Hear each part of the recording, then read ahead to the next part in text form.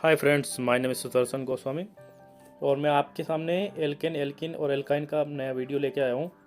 इसमें फ्रेंड्स मैं आपको बताऊंगा कि एल्किन का और एल्काइन का जो स्ट्रक्चर है वो कैसे बनाते हैं और कार्बन की वैलेंसी सहित मैं आपको यहाँ पे सोल्व करके सब चीज़ें बताऊँगा। तो फ्रेंड्स यहाँ पे देखिए कि आपको याद ये रखना है कि 10 तक तो एल्केन याद करने, 10 तक methane, ethane, propane, butane, pentane, hexane, heptane, octane, नोनेन, decane.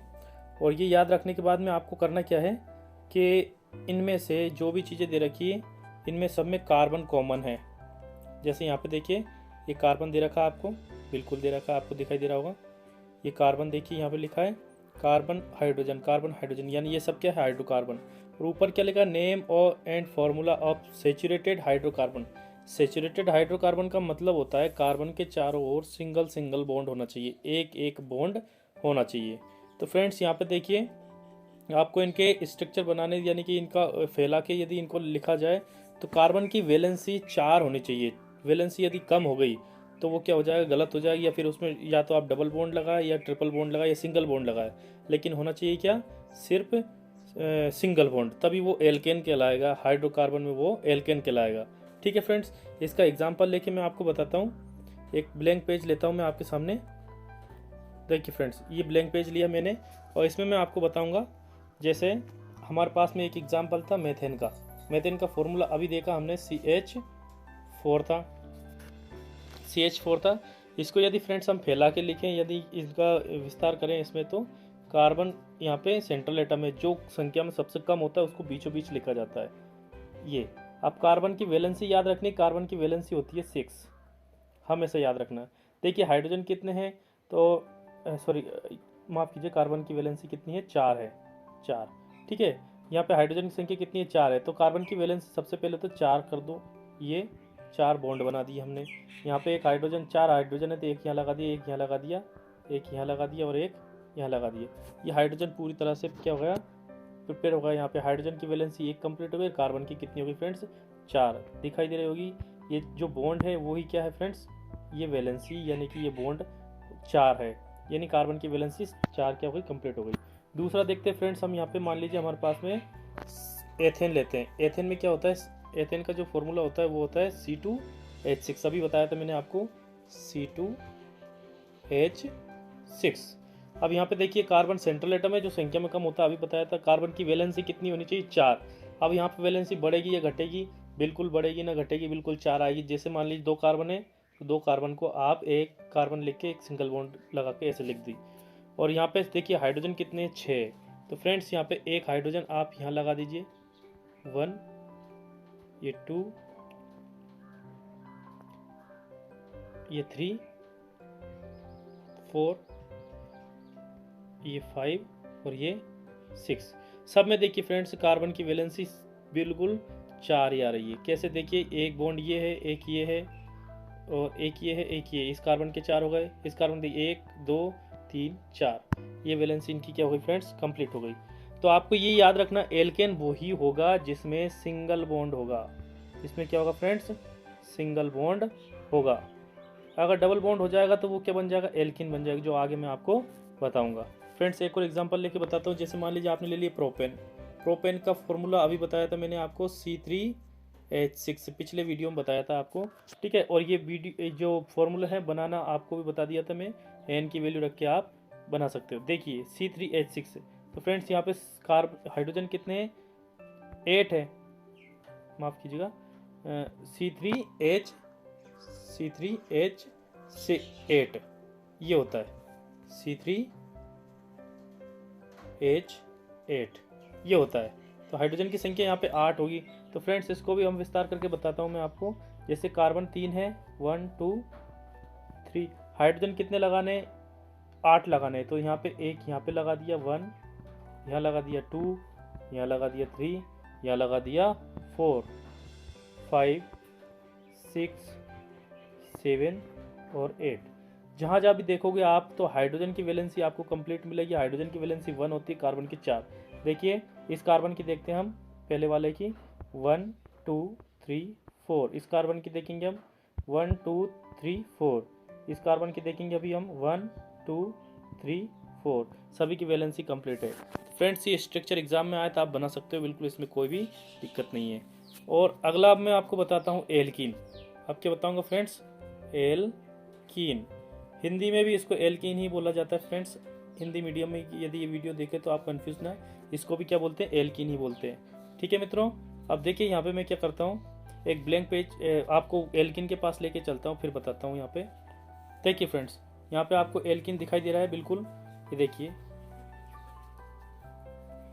A name of hydrocarbons, यहाँ पे क्या दे रखा है, नेम ऑफ एल्केन्स, यहाँ पे दे रखा है क्या, नेम ऑफ एल्केन्स। जैसे ये एल्कीन लिखा है आपको दिखाई दे रहा है ऊपर बिल्कुल। एल्कीन में सभी में इन लगा है, methane, ethane, butane, propene, butene, और इनमें हाइड्रोजन की संख्या, कार्बन की संख्या, मेथेन ने लिया यहाँ पे, एथेन से ले लिया तो 2 3 4 5। आप ध्यान से सुनना फ्रेंड्स, यहाँ पे आपको एल्कीन पढ़ते समय ये याद रखना है, कार्बन और कार्बन के बीच में डबल बॉन्ड होना चाहिए। अब डबल बॉन्ड कैसे आते हैं तो देखिए मैं यहाँ पे आपको बताता हूँ। जैसे मान लीजिए आप, जैसे ये एथेन का formula C2H4 C3H6 C4H8 C5H10 ऐसा दे रखा है एल्कीन में। ठीक है, तो अब इसको मैं एक ब्लैंक पेज पे आपको करके बताता हूँ, इसमें भी डबल बॉन्ड आएंगे। कैसे आएंगे देखना। देखिए हमारे पास में क्या था, C2H4 था। देखिए मैं इसको सही करके बताता हूँ आपको, फिर इसको विस्तार करके बताता हूँ। जैसे C2 है तो ये 2 लिख दिए, H कितने थे, 4 थे, तो फ्रेंड्स एक यहाँ लगा दीजिए, एक यहाँ लगा दीजिए, सभी में बराबर बांट दीजिए, एक इसको दे दीजिए और एक इसको दे दीजिए। अब हाइड्रोजन कितने थे हमारे पास में, C2H4, यानी कि हाइड्रोजन तो कंप्लीट हो गया, लेकिन कार्बन की वैलेंसी देखिए यहाँ पे आपको दिख रही होगी, 1 2 3 बस। ठीक है, इधर है ही नहीं। यहाँ पे इसकी देखिए, इस वाले हाइड्रोजन कार्बन की 1 2 3, यानी ऐसा गलत हो गया। ठीक है, ये पूरा क्या होगा फ्रेंड्स, रॉन्ग हो गया।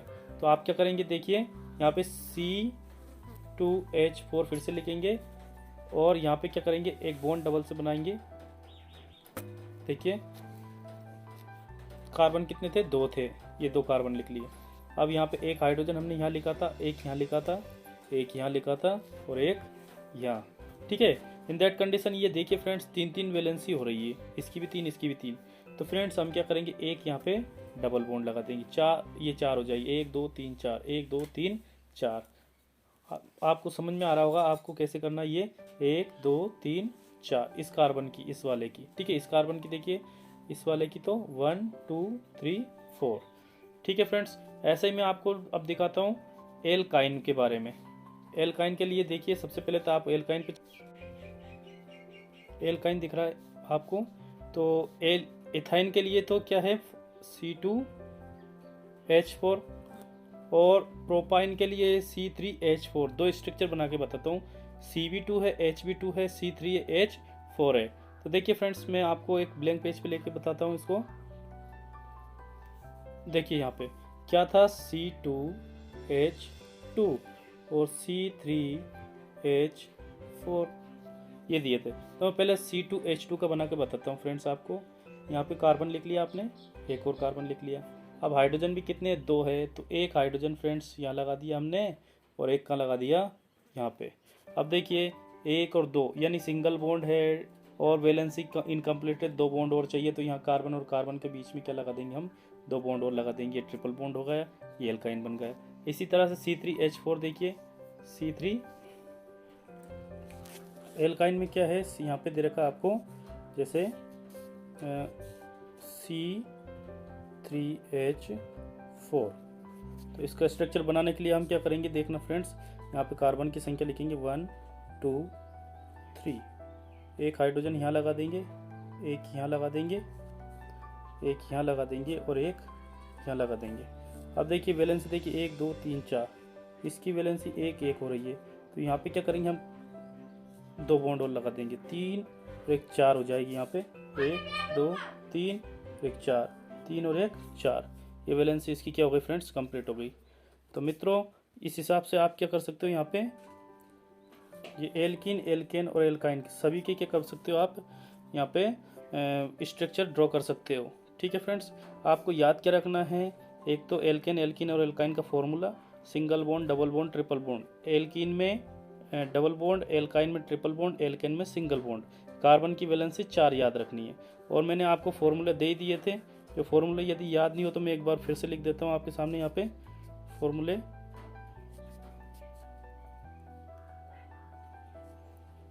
लिख देता हूँ मैं आपके सामने एल्केन यहाँ पे कि एल्केन के लिए मैंने क्या बताया था आपको, एल्केन के लिए बताया था मैंने आपको CnH2n+2।